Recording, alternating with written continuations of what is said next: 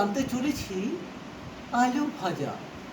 যারা জীবনে আলু ভাজা খাননি তারা আজকে রেসিপিটা দেখে নেবেন কিভাবে আলু ভাজা বানাতে হয়। দেখুন, একটা আলু নেবেন, তাকে এরকম গোল গোল করে কেটে নেবেন। দেড় বাংলিতে আবার বাড়ি রেখে যাচ্ছে। এই জন্য বলতেছিলাম পরিষ্কার করে খাই তো।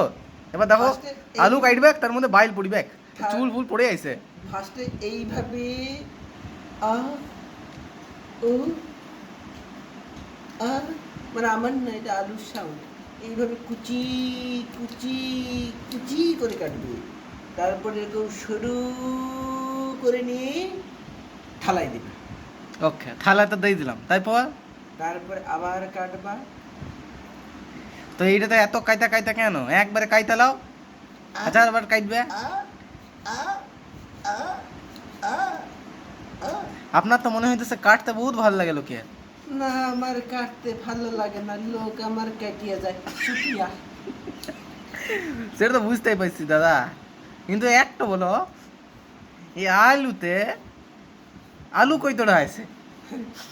আলু মোর দুটা আলু ছিল, সেই আলু দুটা কাইটা দিলাম আজ। মানে আমি আজ থেকে কয়েকদিন আগে আলু কিনছিলাম আর কি, সেই আলু দুটা কাইটা দিলাম। আমার যে কি কষ্ট হচ্ছে, আলুগুলা শুইকা যাচ্ছিল গো, শুধু ব্যবহার হইতেছিল না।